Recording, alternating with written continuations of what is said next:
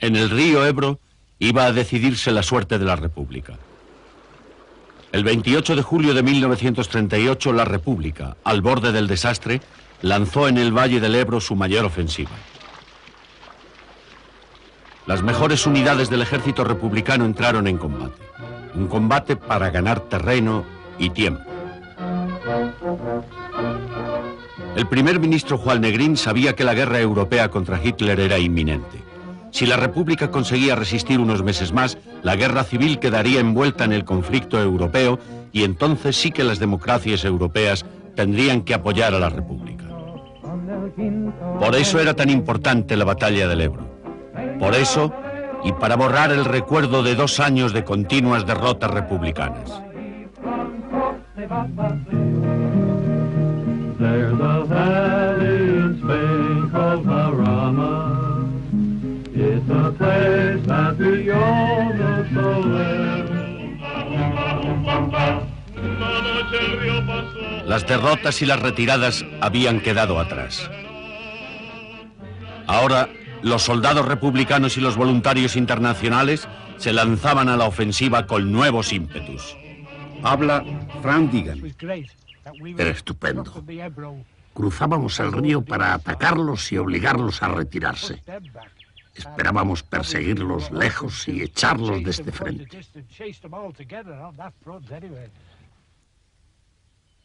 Las experiencias militares de la República no justificaban este optimismo. Una vez más, el ejército popular se enfrentaba a los nacionalistas en una guerra convencional en la que las tropas de Franco, mejor armadas y más disciplinadas, acabarían inevitablemente imponiéndose.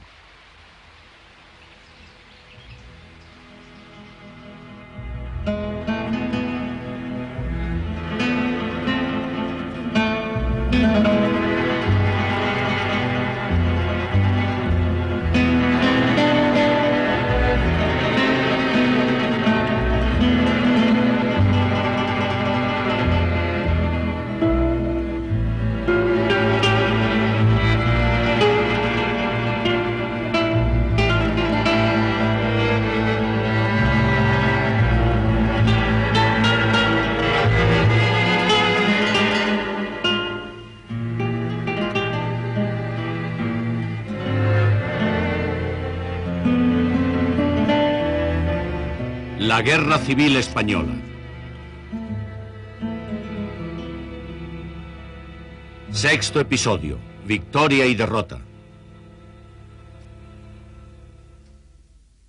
Los nacionalistas habían conquistado 2/3 partes del país y la zona republicana había quedado dividida en 2. Valencia estaba amenazada. El objetivo inmediato de la ofensiva del Ebro era evitar este peligro.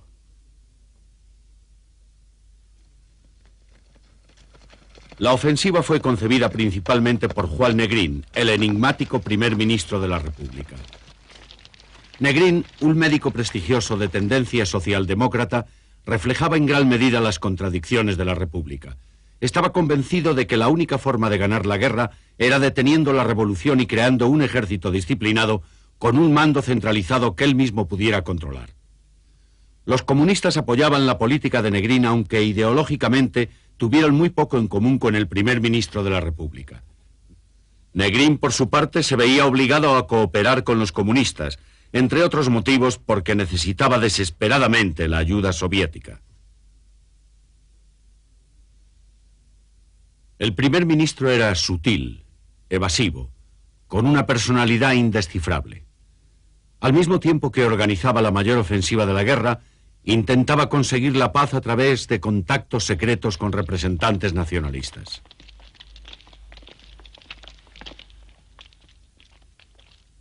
Los nacionalistas se vieron sorprendidos por la ofensiva republicana y tuvieron que replegarse.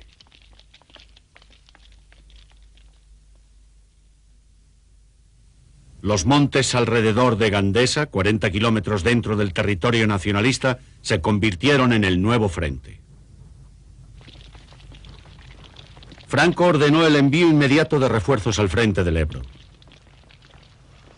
En largas batallas como esta, las tropas nacionalistas estaban en ventaja. Era un ejército mejor organizado y mejor equipado. seguía beneficiándose de la ayuda italiana y alemana, mientras que la ayuda a la República había disminuido con el nuevo cierre de la frontera francesa. Decidido a no ceder un palmo más de terreno, Franco tomó personalmente el mando de la operación. Los nacionalistas consiguieron frenar la ofensiva y poco a poco fueron imponiendo su superioridad en 4 meses de lucha, la mayor y más sangrienta batalla de la guerra.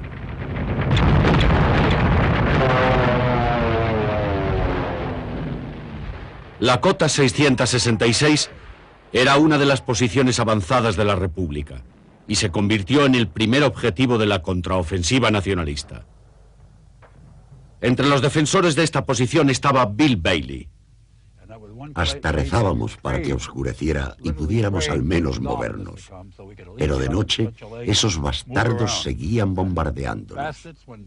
Además, veíamos los proyectiles explotando en la montaña y echándonos encima toneladas de roca. No solo eran los obuses, sino los pedazos de roca que te podían alcanzar. Fue una de mis experiencias más amargas. La verdad es que muchas veces pensé que no saldría vivo de aquí.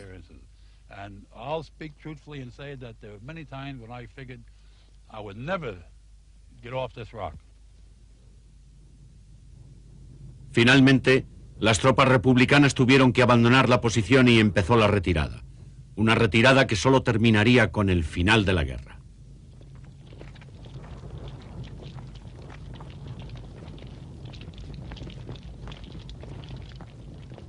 Habla Enrique Lister.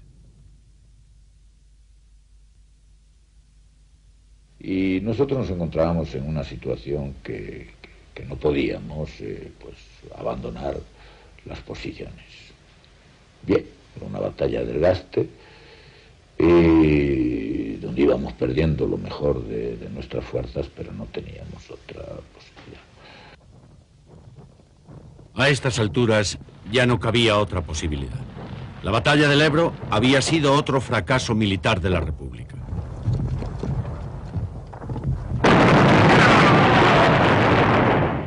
Como ya había ocurrido en Brunete, Belchite y Teruel, la ofensiva del Ejército Popular en el Ebro se inició con éxito y terminó en derrota estrepitosa.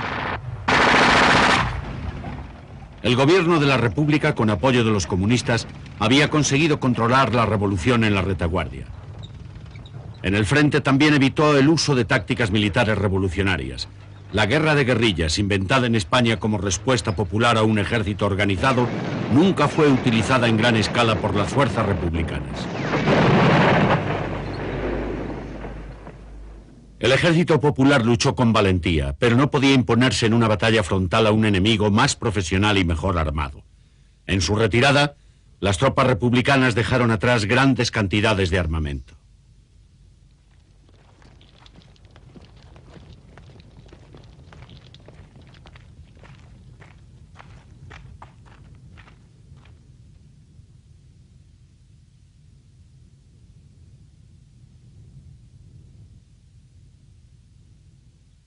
Tras la victoria nacionalista, Negrín reanudó decididamente sus esfuerzos para salvar a la República.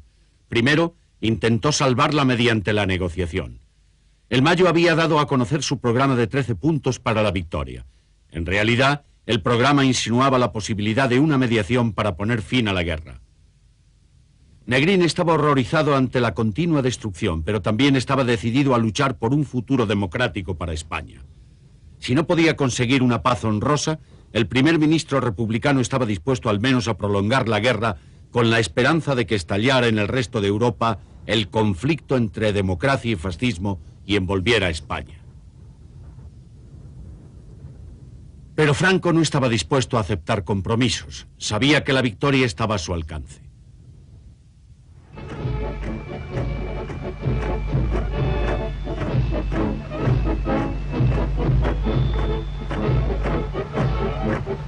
La situación de Negrín no podía haber sido más paradójica.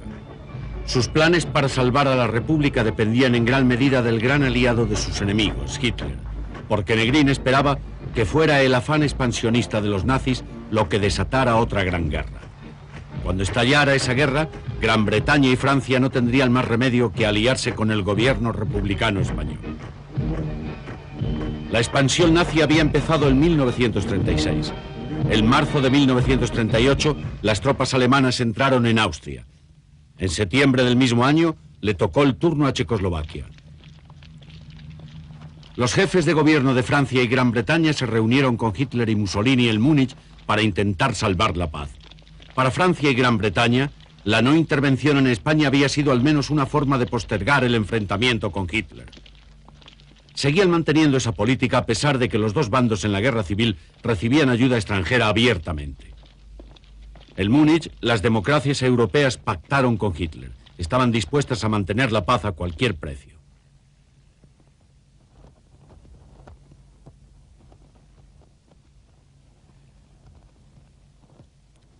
Cuando el primer ministro británico Neville Chamberlain anunció en Londres que había obtenido la paz, Negrín tuvo que enfrentarse a la realidad. Se le estaba acabando el tiempo. Cuando finalmente estalló la Segunda Guerra Mundial ya era demasiado tarde para salvar a la República Española. En la reunión de Múnich, la República perdió además a su aliado más efectivo, Stalin. Los dirigentes soviéticos se vieron obligados a cambiar de táctica. El Pacto de Múnich había arruinado el plan de Stalin para construir una alianza antifascista de la Unión Soviética con Francia e Inglaterra para impedir la expansión de Alemania e Italia. Stalin estaba aislado. Para ganar tiempo firmaría más adelante un pacto de no agresión con Hitler. El cambio de táctica significó una disminución de la ayuda soviética a la España republicana. Además, era cada vez más difícil transportar armas y municiones desde Rusia a una república bloqueada.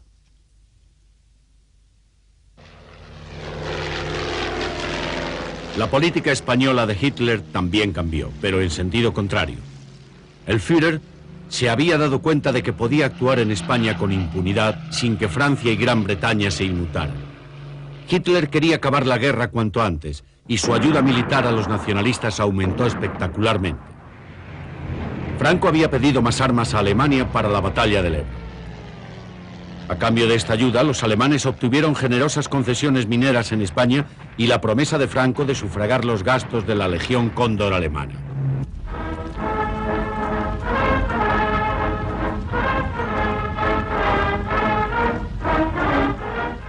Por su parte, Mussolini decidió reducir su ayuda a los nacionalistas aceptando la propuesta del Comité de No Intervención para la retirada de los voluntarios extranjeros que habían ido a luchar en España. 10.000 italianos regresaron a su país, aunque otros 10.000 continuaron luchando en el ejército nacionalista en la batalla del Ebro.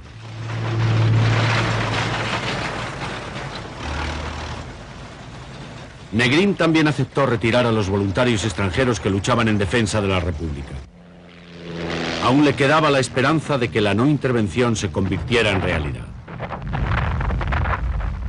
La batalla del Ebro entraba en su última etapa cuando las brigadas internacionales iniciaron el regreso a sus países.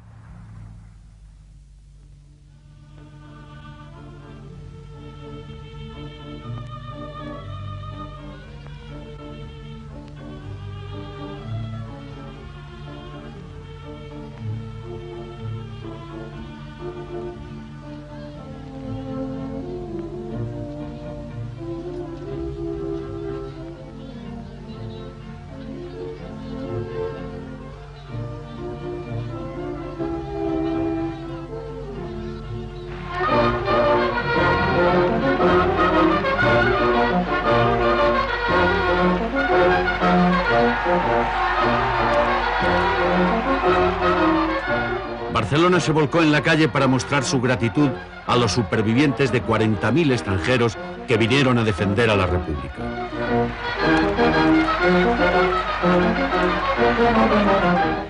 La pasionaria les rindió homenaje. Así decía: estos hombres vinieron a nuestro país a luchar por la libertad. Lo dejaron todo: sus países, sus familias, sus trabajos, padres, hermanos, mujeres, hijos. Y nos dijeron: aquí estamos, vuestra causa es la nuestra, es la causa de toda la humanidad progresista.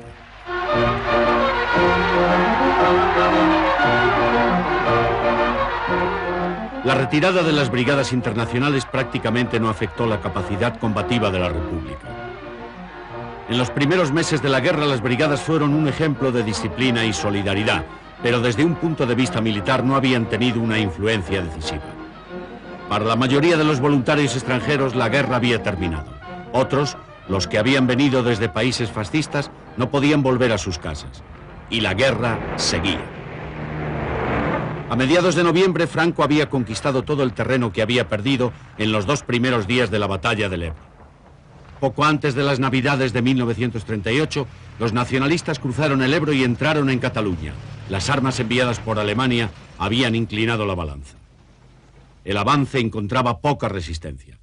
Tarragona cayó a mediados de enero de 1939. A fines de mes, los nacionalistas se acercaban a Barcelona. El único partido absolutamente decidido a continuar la lucha era el comunista. Los comunistas arrojaban octavillas exhortando a los barceloneses a la resistencia. Por su parte, Negril no tenía más remedio que seguir cooperando con los comunistas, aunque en secreto seguía intentando negociar la paz con los nacionalistas. La República se estaba desmoronando, debilitada por las derrotas militares y las divisiones internas. Para muchos era inaceptable que Negrín cooperara con los comunistas. Los anarquistas seguían luchando, pero sin ninguna fe. Sabían que ya no podrían llevar a la práctica sus ideales revolucionarios. Los nacionalistas catalanes estaban desilusionados por la forma en que el gobierno central había ido menoscabando su autonomía. Para los catalanistas, la República tampoco era lo de antes. Habla Escofet. La República ya no era la República nuestra, la de origen. La Generalitat ya casi estaba anulada completamente por Negrín, por la influencia de Negrín, hasta que llegó un momento que yo razonaba, ¿hago yo bien en continuar la lucha?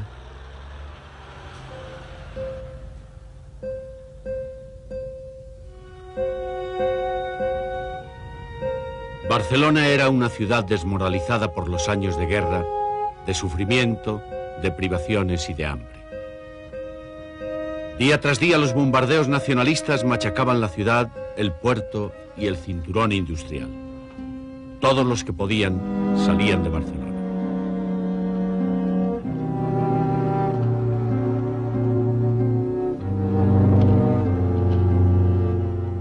Habla Eduardo Pons Prades. En esos bombardeos, con decir que más de la mitad de la población salió a la ciudad con destino a refugiarse en los montes y en los bosques alrededor de Barcelona, se ha dicho todo. Yo estaba afectado al dispensario de la calle Sepúlveda. Entonces, cuando había un bombardeo, que había uno cada 3 horas, nos daban el lugar donde había que ir a recoger heridos. Y en algunos casos, estábamos todavía recogiendo heridos en la Plaza Alpino, en frente de la catedral, nos pilló el bombardeo siguiente. Así que no habíamos acabado todavía, que allí murieron mucha gente de Cruz Roja y mucha gente de los coches que iban requisados por la Cruz Roja a recoger heridos. Durango y Guernica habían sufrido terribles ataques aéreos. Madrid había sido bombardeado durante meses.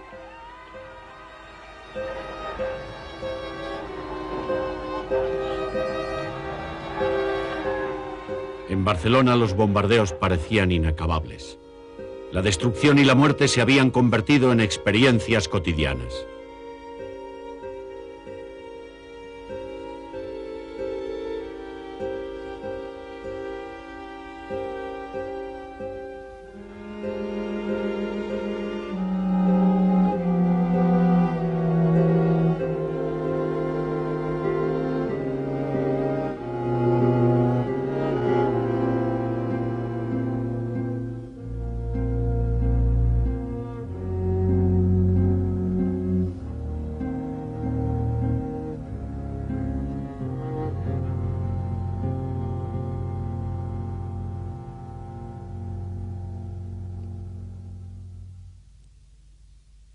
Barcelona estaba abarrotada de refugiados.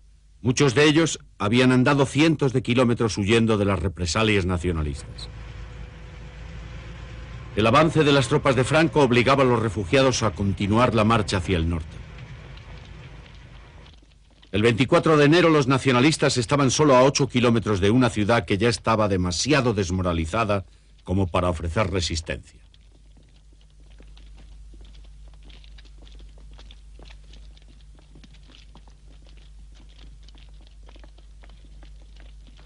hacia el 10 que se ocuparon Tarragona, entonces en Barcelona ya se vio que estaba todo perdido, a pesar de que se hablaba de una línea de resistencia que se estaba creando y tal y cual, la gente no creía en eso. Además la gente no creía porque la gente estaba deseando en realidad que esto se terminara. Y la frase que se termine como sea, pero que se termine pronto, era una cosa pues bastante corriente oírla entre la gente de mi barrio. Lo oí varias veces, que se termine como sea, pero que se termine, ¿eh? La avalancha de refugiados llegaba a los Pirineos a través de la nieve. Francia significaba la salvación.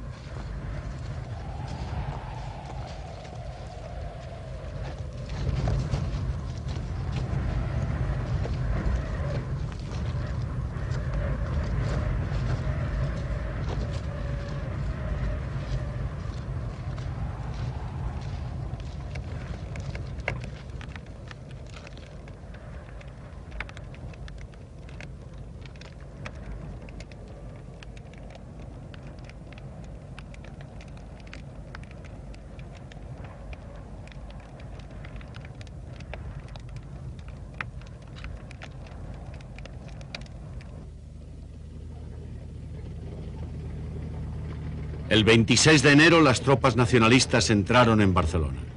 Los tanques avanzaron por la diagonal. Las tropas bajaron por las laderas de las montañas. Unos cuantos jóvenes comunistas intentaron levantar barricadas, pero pronto tuvieron que desistir. Habla Teresa Pàmies.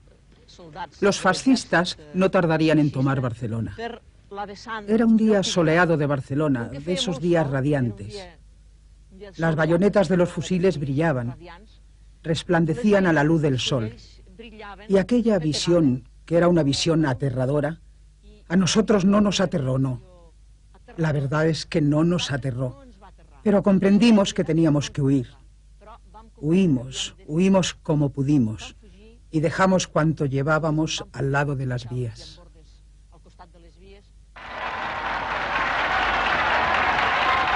Muchos barceloneses habían huido o estaban escondidos. También había muchos otros que salieron a recibir con enorme alegría y alivio a las fuerzas nacionalistas del general Yago. Para estos catalanes, la entrada de los nacionalistas significaba el final de una pesadilla revolucionaria. Por primera vez desde 1936, podían ir a misa abiertamente y agradecer a Dios la victoria de Franco. Claro que bajo Franco, los catalanes tampoco se las podían prometer muy felices. Sabían muy bien que la victoria nacionalista significaba el retorno forzado al centralismo, el fin de la autonomía de la que habían gozado bajo la República. Para los anarquistas, comunistas y socialistas, que no habían emprendido la huida hacia la frontera, las perspectivas eran aún menos halagüeñas. La ola de venganzas iba a empezar. En el castillo de Figueras, Negrín convocó una reunión de las Cortes. De noche, en los sótanos de la fortaleza, el Parlamento republicano se reunía por última vez en suelo español. Habla Willy Forrest.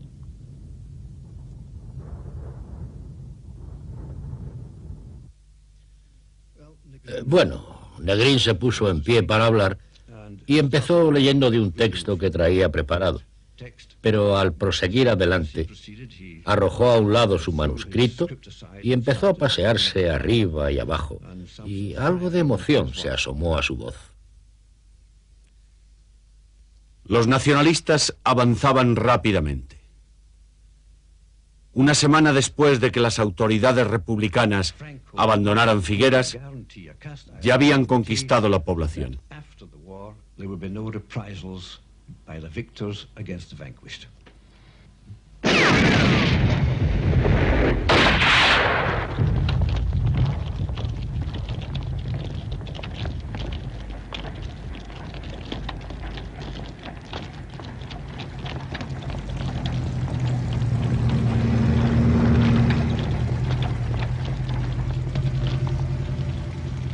Los refugiados y los restos del ejército popular huían desordenadamente.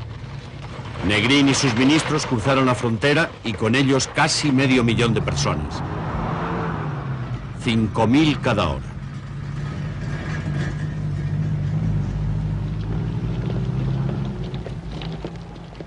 Habían salvado la vida, pero el sufrimiento continuaría al ser internados en los campos de concentración.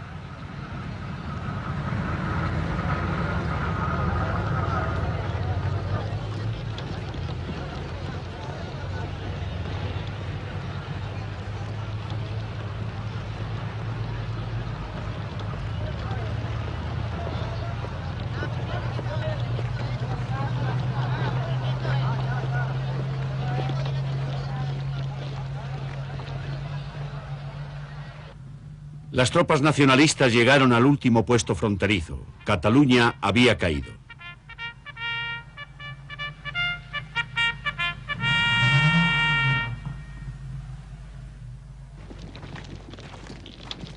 Para los catalanes la guerra había terminado, pero una cuarta parte de España seguía siendo republicana.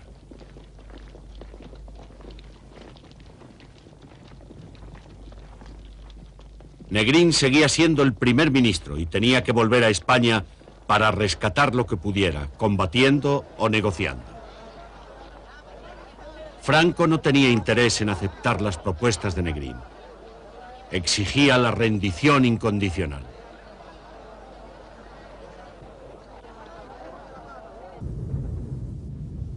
Los moros y las demás fuerzas nacionalistas habían estado asediando Madrid durante más de 2 años. Tanto tiempo que sus trincheras se habían convertido casi en viviendas permanentes. Desde sus trincheras contemplaban los tejados de Madrid. Dentro de la capital, los nacionalistas esperaban escondidos la hora de su victoria.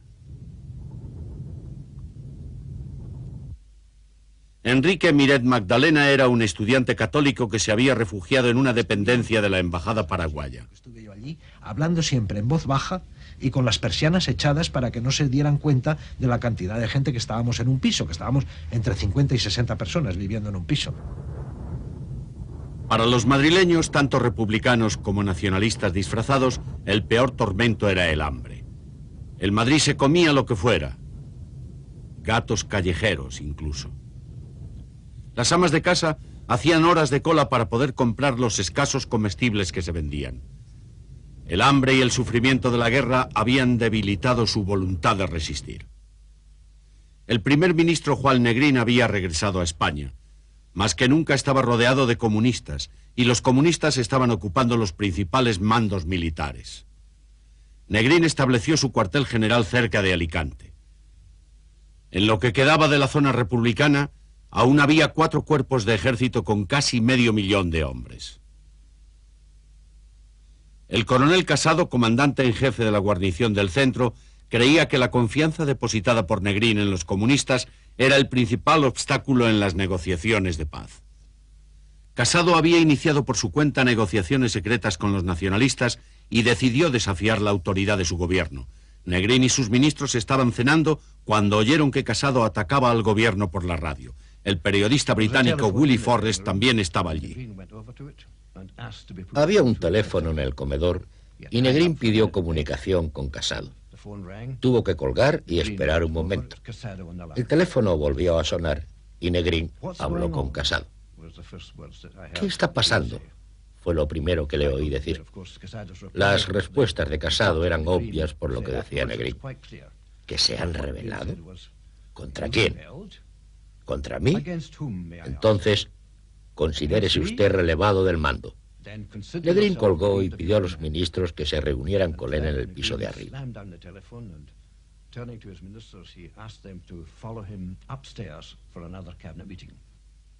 Esa noche quedó sellada la suerte de Negrín y de la República. Seguía siendo primer ministro, pero de un gobierno que ya casi no tenía poder. Los dirigentes comunistas consideraron que era inútil resistirse a la rebelión de Casado. Muchos historiadores siguen preguntándose hasta qué punto influyó en esta actitud la nueva política de Stalin. A las 3 de la mañana, Willie Forrest vio cómo concluía el Consejo de Ministros. Eso ya era el fin. No hacía falta que nos dijeran que el gobierno se marchaba. Vimos cómo los ministros hacían sus maletas. Vimos cómo el señor Garcés, jefe de policía, rompía papeles. Y sabíamos que Cisneros, jefe de las fuerzas aéreas, se había ido al aeropuerto de Monóvar, a unos 30 kilómetros, para buscar aviones que pudieran llevar al gobierno.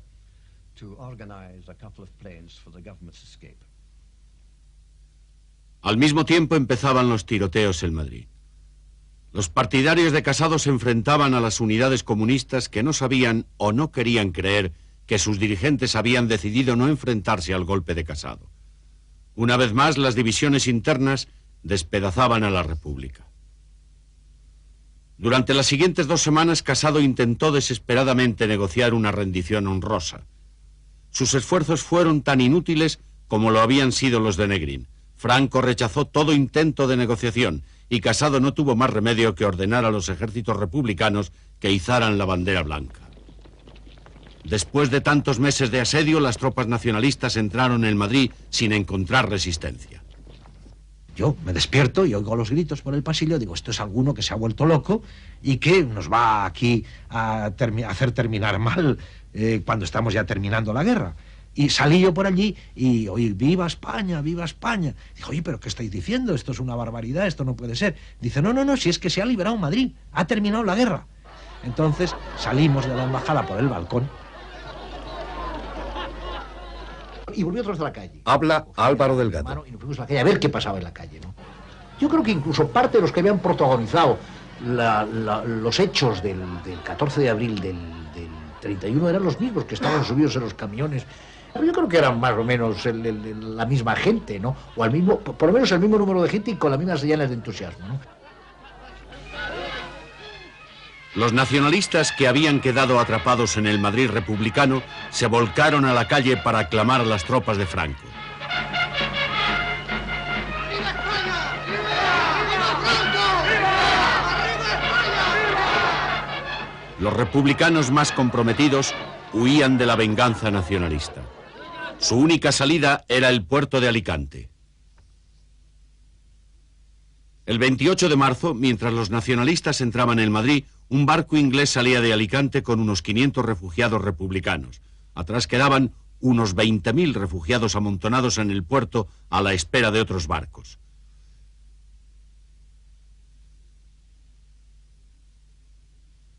Entre ellos estaban Narciso Julián, Eduardo de Guzmán y su cuñada Encarnación Bueno.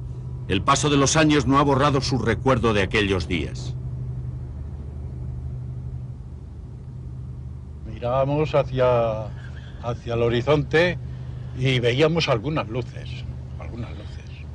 Claro, ahí pues ya unos que si eran barcos que se aproximaban. Y es el mayor tormento del puerto, de los días pasados en el puerto, es el tormento de la esperanza. De creer que vamos a salvarnos cuando en realidad no tenemos salvación posible. Recuerdo todos los momentos y recuerdo que cada uno es más terrible, porque cada minuto que pasaba y yo veía que no llegaban los barcos, ya no me creía nada ni de barcos ni de nada. Mi hijo, que sí, mamá, que sí, que ya verás cómo embarcamos, que ya verás cómo nos da tiempo, que ya... Pero yo, cuando llevamos unas horas y vi que nada se acercaba, ya no creía en nada. El 30 de marzo, las tropas italianas ocuparon la fortaleza que domina el puerto. Los refugiados que abarrotaban los muelles ya no tenían salvación posible. No les quedaba esperanza, solo incertidumbre y desesperación.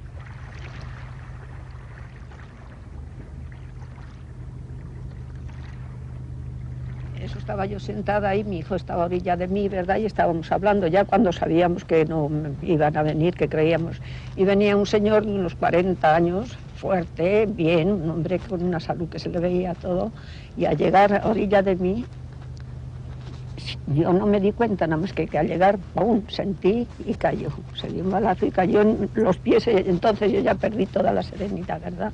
Y mi hijo, no te asustes, madre, no te asustes, y esto va a pasar aquí mucho, no te asustes, que todo ya lo verás, no te asustes. Pero claro, yo ya tenía un miedo terrible, no sé qué me pareció, que ya iban a poner las ametralladoras y que iban a barrer a todos. Los soldados de Franco llegaron para reforzar a las unidades italianas que rodeaban el puerto. Los refugiados pasaban sus últimas horas en libertad. Sabían que les esperaba la cárcel o la ejecución.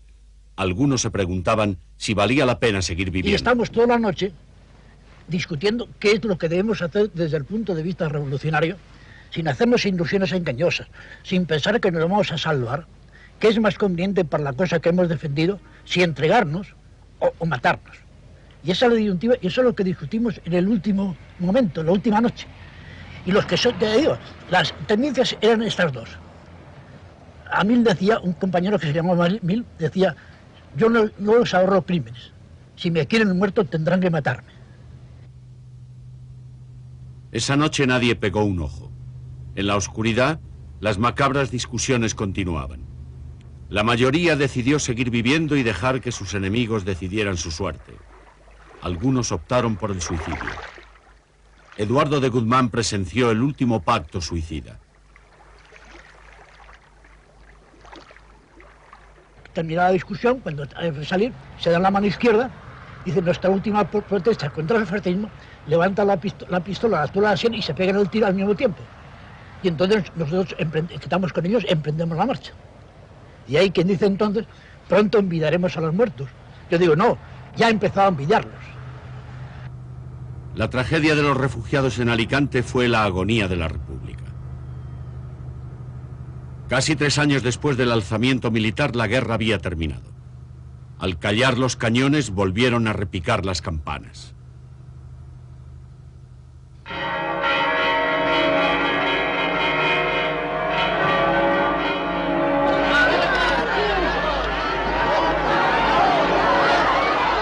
Un locutor nacionalista leyó el escueto comunicado de Franco. En el día de hoy, cautivo y desarmado el Ejército Rojo, han alcanzado las tropas nacionales sus últimos objetivos militares. La guerra ha terminado. Burgos, 1 de abril de 1939, año de la victoria. El generalísimo Franco.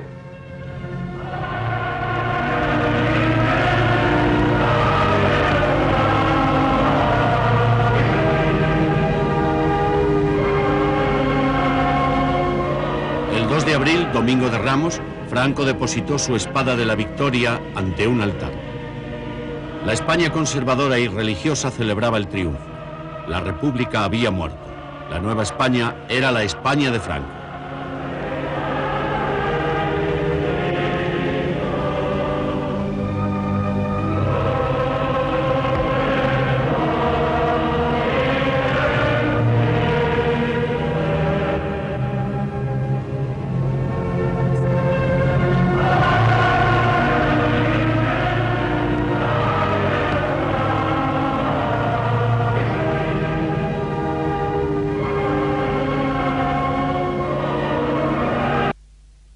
Aunque los combates habían terminado, la llamada Cruzada Nacional había de continuar durante años. La España de Franco significaba el retorno al pasado, a una España rígidamente tradicional de iglesia, oligarquía y terratenientes. Un país obediente bajo un régimen autoritario, una patria unida y hermética.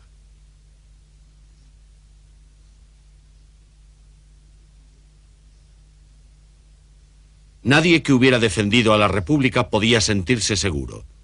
Cientos de miles de presos republicanos esperaban su suerte en improvisados campos de concentración.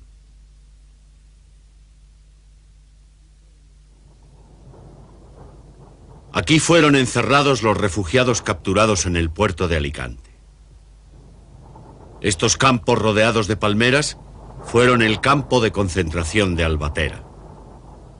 Se dice que el propio Franco prohibió que se fotografiaran las instalaciones. Una vez hubo cumplido su propósito, volvió a ser un campo de cultivo.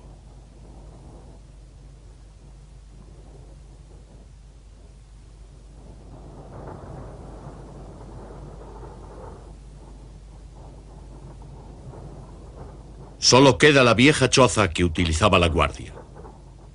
Lo que no se ha podido borrar es el recuerdo de los que sobrevivieron.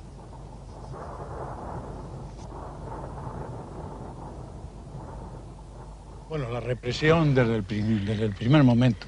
Es decir, a nosotros no se nos consideraba seres humanos. Esto además ha sido una tónica general del franquismo. Es decir, a nosotros se nos ha considerado cosas, pero seres humanos de ninguna manera. Albatera no era simplemente un campo de concentración, era el lugar en el que se seleccionaba a los que iban a ser ejecutados. Aquí estaba la entrada, y a esta entrada llegaban visitantes de toda España. Su llegada producía terror entre los presos, porque los visitantes eran falangistas que venían en busca de sus enemigos. Y la gente que pudiese recordar, para que habían sido voluntarios, que habían luchado en el ejército republicano o que habían sido alcaldes o consejeros o ediles de cualquier pueblo de España. Y eso lo denunciaban inmediatamente. Sin más, lo cogían y se lo llevaban. Estos señores se llevaban con dirección a sus pueblos respectivos, pero la mayor parte de las veces los detenidos, los recluidos de esta forma, no llegaban a su pueblo. Generalmente, después de mismo Albatera, oíamos las descaras. También había ejecuciones en Albatera. Los presos tenían que presenciarlas. Yo recuerdo los primeros fusilamientos que estaba yo en el calabozo. Los primeros fusilamientos son tres muchachos que matan y que nos tienen informados bajo las ametralladoras, y uno de ellos, que es comisario, va diciendo a la gente: estad tranquilos, compañeros, no hagáis el menor movimiento, que es una provocación para matarlos a todos.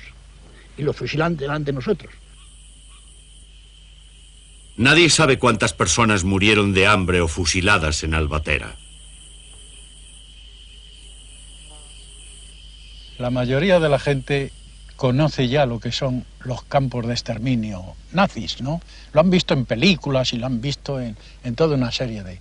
Yo pienso que el campo de Albatera era un campo que tenía una semejanza con esos campos de exterminio. Quizás lo que tenía era menos estructura, diríamos, ¿no? Porque esto era muy artesano en todo, ¿no? En los primeros meses después de la guerra, la represión era desorganizada. Luego se fue sistematizando. El número de presos aumentó en más de 200.000. Los juicios eran puramente trámites. Las sentencias rápidas, las ejecuciones numerosas. Lo sabía que pasaban meses esperando la ejecución, como fue el caso de Narciso Julián y Eduardo de Guzmán. Eduardo de Guzmán pasó 9 años en la cárcel. Tanto él como Narciso Julián estuvieron más de un año esperando que se cumplieran sus sentencias de muerte. Cada día podía ser el último. Narciso Julián pasó un total de 25 años en la cárcel. El patio de la prisión de Yeserías tiene un significado especial para él. Aquí fue donde vio por primera vez a su hija en 1945.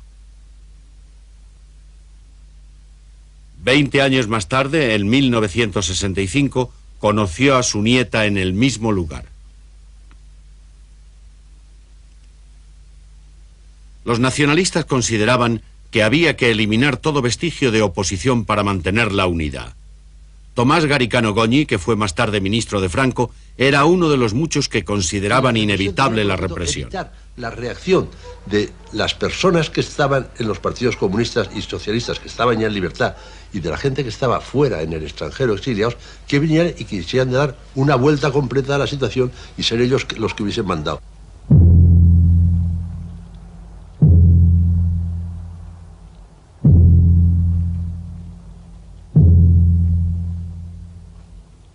Mientras jóvenes falangistas trasladaban el cuerpo de José Antonio desde Alicante hasta El Escorial, muchos republicanos eran enterrados en fosas comunes. A pesar de la victoria, los falangistas, al menos los falangistas revolucionarios de antes de la guerra, tampoco tenían mucho que celebrar.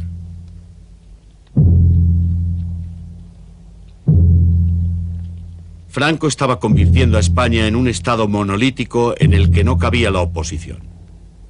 La Falange, a pesar de la oposición de algunos de sus fundadores, había quedado plenamente integrada en este estado monocolor.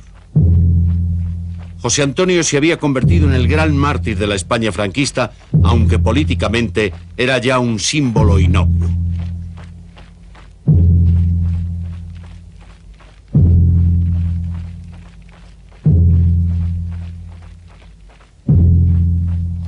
Franco no tenía inconveniente en compartir el poder con un muerto.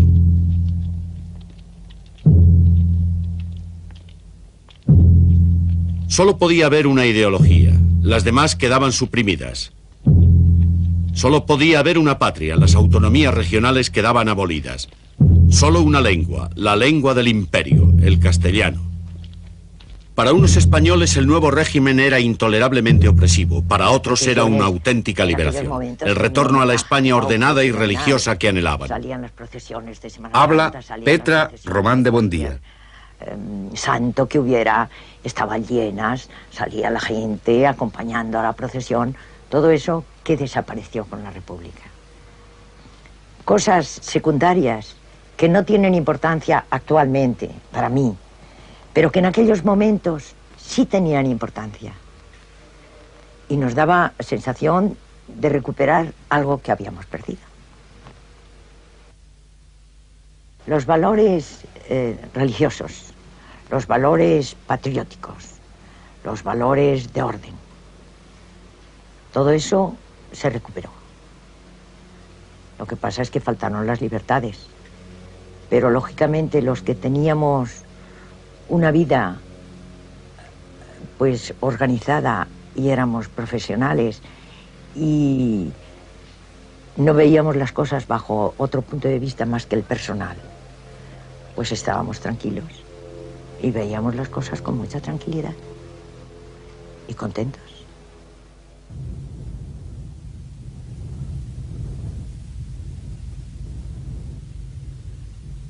En esta España devastada, los primeros años de paz fueron casi tan duros como los de guerra. Cientos de miles de refugiados tuvieron que quedarse en el exilio. Era un país de hambre, miseria y desempleo, donde lo difícil era sobrevivir.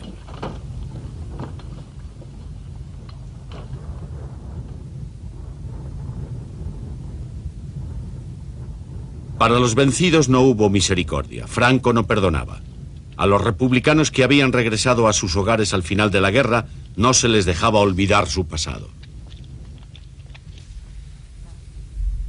En el pueblo aragonés de Mas de las Matas, como en tantos otros pueblos españoles, la venganza fue despiadada. Juan Moliner era hijo de una familia republicana. Cuando las tropas de Franco conquistaron Aragón, huyó con su familia a Valencia.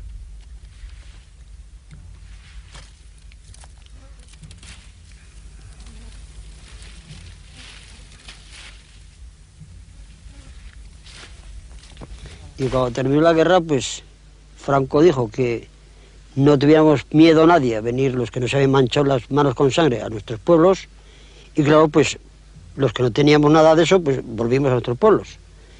La cual, al encontrarnos aquí en el pueblo ya no nos dejaron de las calzaderas, que dice aquel. Ya no nos dejaron ni salir de la cárcel.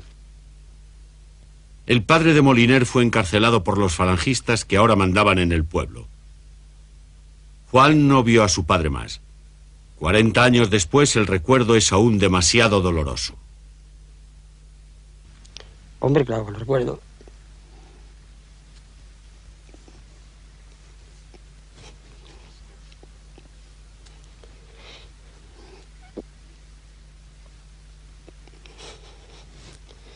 Son momentos muy críticos esos.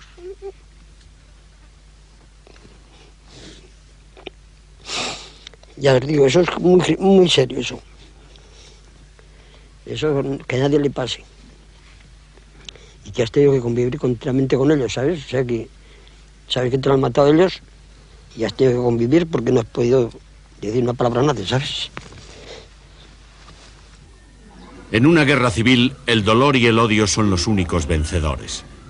Encerrado en las casas, dividiendo familias, rompiendo viejas amistades, el veneno sigue acumulándose durante años. Cada familia española vivió su propia tragedia, pero cada tragedia se ha ido diluyendo con los años. Para las nuevas generaciones la guerra civil es historia. Muchos de los españoles que vivieron la guerra han aprendido a superar su intransigencia a través de sus hijos y nietos. Se enfadaban conmigo porque yo era franquista. Pero mamá, ¿cómo puedes ser franquista? Y yo creo que nos salvó, pero ¿qué dices? Por Dios, ¿pero qué dices? Y entonces empezaron a traerme libros y libros y libros de unas partes y de otras. Y yo me fui dando cuenta de que fue terrible aquello. Y que hubo tantas barbaridades de este lado como de aquel. Porque yo de aquel sí sabía que había barbaridades porque nos los hacían ver. Pero de aquí no había nada, no sabíamos nada, absolutamente nada. Y poco a poco te vas dando cuenta, y sobre todo en la evolución mía, te vas dando cuenta de que no hay mal y bien, que es lo que te decía antes, que tú puedes pensar que es una cosa mal hecha, pero que él puede pensar que está bien. Y como tú no eres quien para juzgar a los demás, pues entonces no dices, no es malo, es que él lo piensa así. Tú piensas de otra manera, pero tan bueno puede ser él como tú. Y eso me enseñaron los demás mis hijos.